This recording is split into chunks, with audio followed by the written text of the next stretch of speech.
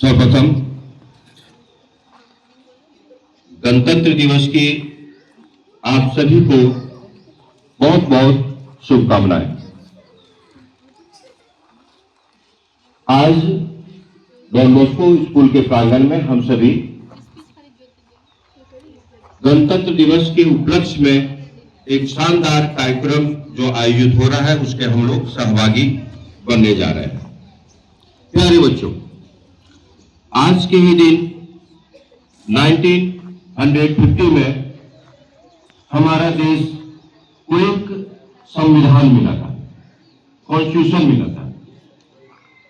1947 में देश आजाद हुआ था और 1950 में हमारे देश को एक कॉन्स्टिट्यूशन मिला था, संविधान मिला था। संविधान क्या होता है? हर जगह संविधान, इसको पहले समझना है। संविधान जैसे कि घर का एक संविधान होता है, मतलब नियम कानून जिसके आधार पे हम लोग चलते हैं, उसका अनुपालन करते हैं। जैसे बच्चों का है क्या, घर में पेरेंट्स का अनुशासन का पालन करना। बच्चे हैं तो उसका अनुशासन, उसका संविधान क्या है? पढ़ाई करना। जो बड़े हैं उसका क्या है? समाज को लेके चलना। डिफरेंट सबका संविधान बना हुआ है। समाज का भी संविधान है, कानून है। तो उसमें क्या हुआ है? संविधान में एक प्रावधान रखा गया कि अपने देश को चलाने के लिए हमको क्या क्या चाहिए, नहीं तो सब मनमाना करने लगेगा। उसमें है कि सीआरपीसी, एसपीटी वगैरह बहुत सारी धाराएं हैं। जैसे उसमें कानून है कि अगर कोई किसी की हत्या करता है तो उसको 302 की सजा होगी, उस पर मुकदमा चलेगा, फिर उस पर कार्रवाई होगी। अगर ये कॉन्स्टिट्यूशन नहीं रहेगा तो क्या होगा? किसी की भी हत्या कोई कर देगा। जैसे है बाल उत्पीड़न है, अत्याचार है, भेदभाव है, इन सभी के लिए एक कानून बना। 1957 में उस कानून को, 1950 में इस कानून को इम्प्लीमेंट किया गया इंडियन गवर्नमेंट के द्वारा। बाबा साहब भीमराव अम्बेडकर का सतत नमन, जिन्होंने उनके अथक प्रयास से और उनके टीम के अथक प्रयास से हमारे देश को एक सुंदर सा संविधान बना। विश्व का सबसे बड़ा संविधान हमारे देश का है। हर जगह हर कानून को बनाया गया है और उसके आधार पे हम लोग चलते हैं। तो प्यारे बच्चों, ये सबसे इंपॉर्टेंट है कि कानून तो हमारा बन गया। हमारे देश को आजादी दिलाने में सैकड़ों हजारों लोग प्राणों की आहुति दी। बहुत सी महिलाएं विधवा हो गई, बहुत बच्चे अनाथ हो गए, जीविकोपार्जन की उनको कठिन समस्याओं का सामना पड़ा, लेकिन देश की आजादी के लिए अपने सर्वस्व को निछावर करने में कभी संकोच नहीं किया। तो उन बलिदान को, उन्हीं के बलिदान की बदौलत हमारा देश में संविधान बना और संविधान के कारण आज हम लोगों को एक स्वतंत्रता मिली है और स्वतंत्रता के आधार पे हम लोग अपनी अभिव्यक्ति की आजादी मिली है, अपने काम को करने की आजादी मिली है और निष्पक्ष भाव से जीने की आजादी मिली है। तो इन सभी बातों को हम लोगों को देखना है कि आजादी मिली, लेकिन क्या हम लोग उन आजादी का उपयोग कर रहे हैं, सदुपयोग कर रहे हैं? सबसे पहली बात है कि आज भी ऊंच नीच, जाति प्रथा की अभी भी कुछ कमियां हैं, खास करके गांवों में। तो उसको दूर करना सर्वप्रथम आप सभी बच्चों का और हमारा दायित्व बनता है। आज भी शिक्षा से बहुत ऐसे बच्चे हैं, बहुत ऐसे लाचार बच्चे हैं, गरीब बच्चे हैं जो शिक्षा से दूर है, तो उनको भी शिक्षित करना हमारा दायित्व बनता है। आप पढ़ रहे हैं, आपके आस पड़ोस में ऐसे भी बच्चे होंगे जो कि उनको पढ़ने का साधन नहीं मिल रहा होगा, उनको सही माध्यम नहीं मिल पा रहा होगा। तो उन सभी बच्चों, आप लोगों का दायित्व ये बनता है संविधान के कारण कि उन सभी बच्चों को मुख्य धारा से जोड़ें और उनकी शिक्षा दीक्षा का हम लोग व्यवस्था करें, उनको पढ़ाई के प्रति अग्रसर करें। आज सबसे बड़ी जो दुष्प्रथा है जो चल रही है हमारे समाज में, वो है नशा। छोटे छोटे बच्चे 12 साल, 14 साल, 10 साल के बच्चे देख रहे हैं कि कुछ न कुछ नशा का सेवन कर रहे हैं और अपने जीवन को समाप्त कर रहे हैं। तो यहाँ पे सबसे मुख्य है, सरकार अभियान भी चला रही है, नशा मुक्ति। नशा मुक्ति पे प्रयास करना है कि नशा मुक्त भारत का निर्माण करना है, जिससे हमारा संविधान की जो रचना की है बाबा साहब भीमराव अम्बेडकर और उनके सहयोगियों के द्वारा, तो उनकी आत्मा को शांति मिले। तो गांधी जी का कहना था, नशा मुक्त जब तक भारत नहीं होगा तब तक विकसित भारत का कल्पना नहीं किया जा सकता है। तो संकल्प लेना आज के दिन कि कोई भी आस पड़ोस में आप लोग तो नहीं करते हैं, लेकिन हमारी जिम्मेवारी वहां, और हम तो नहीं करेंगे लेकिन दूसरे को भी करने से रोकेंगे। अगर कोई गलत संगति में पड़ गया है, आपके मित्र है या कोई है गलत संगति में है, तो उनको बताना है कि उससे हटना है। नशा शरीर, परिवार, समाज को दूषित करता है। तो एक दायित्व बनता है, संकल्प लेना आज के दिन आस पड़ोस जहां भी समाज में आपको इस तरह के व्यक्ति देखें तो वहां पर उसको रोकने का प्रयास करेंगे। और दूसरी बात है कि अभी देखिए स्कूल में कुछ दिन पहले हमने चलाया है क्या, हेलमेट जागरूकता अभियान।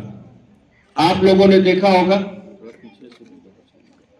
तो आपने देखा होगा कि रोज गोड्डा जैसे छोटे से शहर में प्रतिदिन 2, 4, 5 आदमी की मौत हो रही है, हो रही कि नहीं, सड़क दुर्घटना में। तो इसका दो मुख्य कारण है। एक तो कारण क्या है कि नशा पान करके गाड़ी चलाते हैं, जिससे से संतुलन बिगड़ जाता है, बैलेंस नहीं कर पाते हैं। और दूसरी बात है कि हेलमेट नहीं पहनने के कारण भी बहुत सारी मौतें हो जाती है। सबसे सेंसिटिव ऑर्गन हमारा क्या है, ये माइंड है, ब्रेन है। अब ब्रेन में छोटी सी भी चोट लगने पे आदमी चाहे तो विकलांग हो जाता है, हैंडीकैप हो जाता है, या नहीं तो उसकी मौत होती है। तो हमेशा ये सतर्क रहना है कि आप तो जब भी आपके पेरेंट्स, आपके पापा भाई, कोई भी बड़े बुजुर्ग आपके घर से निकले तो संकल्प लेना है कि जब भी निकले अगर हेलमेट नहीं लगाते हैं तो वहां कहना है, पापा ये लो हेलमेट, बिना हेलमेट लगाए हम जाने ही नहीं दूंगा। क्या ये संकल्प लेता है? आप लोग हैंड अप करके बोलिए, उधर दीजिएगा, हैंड अप करके बोलिए। संकल्प कौन बोल लेता है इस चीज को? सब कोई, बीच वाले भी। संकल्प ये लेता है कि जब तक आपके पेरेंट्स ये नहीं हेलमेट नहीं पहनते हैं तब तक उनको घर से बाहर नहीं जाने देना है, एकदम रोक देना है, चाबी ले लेना है, हेलमेट पहनिए तब आप लोगों को घर से बाहर देंगे। क्योंकि आपके पापा हैं, आपके जो अभिभावक हैं, उनके ऊपर पूरा परिवार डिपेंड करता है। एक परिवार का जब मुखिया इस तरह से मौतें होती है तो उस परिवार की स्थिति बड़ा दर्दनाक होती है। उससे बचाव सबसे बड़ा है कि हम लोग हेलमेट पहन के बाहर निकले, जो भी जाए। इस पे हमेशा संकल्प लेना और देखना, इसको हमेशा आप लोग देखेंगे। और दूसरी बात है, समाज में ये झाड़ फूक की एक प्रथा करती है। सांप काट लिया, कहां चले गए, भोले बाबा का मंदिर में झाड़ मार है, और आदमी का सांस ऊपर नीचे हो रहा है, झाड़ मार है, जल ढार है, उसमें क्या होती है, मौत हो जाती है। भगवान पे आस्था रखना ही चाहिए, लेकिन उसके साथ साथ जो हमारा साइंस और टेक्नोलॉजी आज का कहता है कि वहां पर हम लोग दवाई का उपयोग करें, डॉक्टर के पास जाए, सांप जैसे काटे तुरंत डॉक्टर के पास भेजना चाहिए, और वहां पर क्या इलाज अगर प्रॉपर होगा तो उनका वो स्वस्थ हो जाएंगे। ये सब झाड़ फूक के चक्कर में नहीं पड़ना है, ईश्वर पे विश्वास रखना चाहिए, उससे कॉन्फिडेंस लेवल बढ़ता है, आत्मविश्वास बढ़ता है। लेकिन उसमें क्या है कि अंधविश्वास में नहीं पड़ना है। अंधविश्वास में नहीं पढ़कर अपने आप को अपने आज जो साइंस इतना ऊपर पहुंच चुका है, साइंस टेक्नोलॉजी, उसका हम लोग उपयोग करें। आज भी एक और समस्याएं हैं जो कि आप लोगों को पीड़ा उठाना है। समाज में खास करके सुदूर ग्रामीण एरिया में छोटे छोटे बच्चों की शादी कर दी जाती है, जिससे जबकि उनका शारीरिक और मानसिक विकास नहीं हो पाता है, उस समय अगर शादी हो जाए तो कुपोषित बच्चे भी होंगे और वो महिला भी कुपोषित हो जाती है। इसीलिए एज निर्धारण है 18 और 21, उससे कम के जहां भी अगर कोई शादी होती है तो आप लोग प्रशासन को फोन कर दीजिए, तुरंत प्रशासन वहां पहुंचेगा और उसकी शादी रुक जाएगी। तो ये सब सारे बुराइयां हैं समाज में, भेदभाव, सब हम लोग मनुष्य जाति के रूप में जन्म लिए हैं इस धरती पर, सब हम लोग एक मनुष्य है ना। कोई काला है, कोई गोरा है, कोई छोटा है, कोई लंबा है। तो ये बात ध्यान रखना है क्या कि ऊंच नीच सब हम लोग समान है, कोई जाति भेद नहीं होनी चाहिए, सबको समता का अधिकार हमारे संविधान ने दिया है। और क्षमता के अधिकार का उपयोग करके हम लोगों को एक रूप में समाज को लाना है, जिससे समाज और भारत का विकास होगा। हमारे आदरणीय प्रधानमंत्री नरेंद्र मोदी जी ने एक संकल्प लिया है कि 2047 तक देश को, हमारे भारत को विकसित भारत बनाना है, विश्व में सबसे एक नंबर पे भारत को लाना है। तो भारत कब एक नंबर पे आएगा? जब इन सभी विसंगतियों को, सारी हमने जो कुप्रथाएं, सारी समस्याओं को हमने जो बताया, उन कुप्रथाओं से जब तक हमारा भारत मुक्त नहीं होगा, तब तक विकसित भारत नहीं बन सकता है। हमारे पास परमाणु बम है, मिसाइल्स हैं, बहुत सारे। क्या आज हमारा देश विकसित भारत की तरफ बढ़ते जा रहा है, तेजी से बढ़ते जा रहा है। हमारा इकोनॉमी जो है वर्ल्ड का 4th इकोनॉमी के रूप में भी आ गया। ये बहुत बड़ी बात है।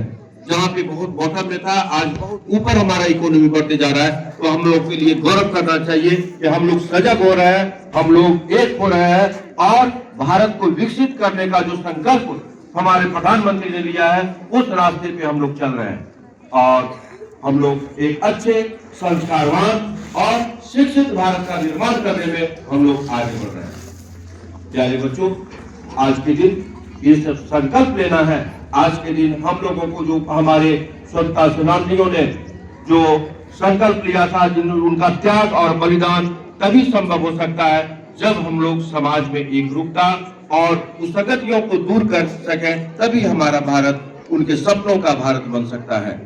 तो संकल्प लेना है आज। हम सुधरेंगे तो जग सुधरेगा। अगर हमारे में कुछ बुराई है तो सबसे पहले क्या है, हम अपने आप को सुधारें, तभी दूसरे को सुधारा जा सकता है। अगर हम खुद ही मद्यपान करेंगे तो दूसरे को क्या बोलेंगे? इसीलिए अपने आप को सबसे पहले सुधारना है, उसके बाद देश को, समाज को सुधारने की बात हम लोग कर सकते हैं। तो इन्हीं शब्दों के साथ आज गणतंत्र दिवस की फिर से अनेकों अनेक बधाई और शुभकामनाएं। मेरे साथ बोलेंगे, हाथ ऊपर करके, भारत माता की जय, भारत माता की, भारत माता की जय हिंद, जय हिंद, जय हिंद। बहुत बहुत धन्यवाद।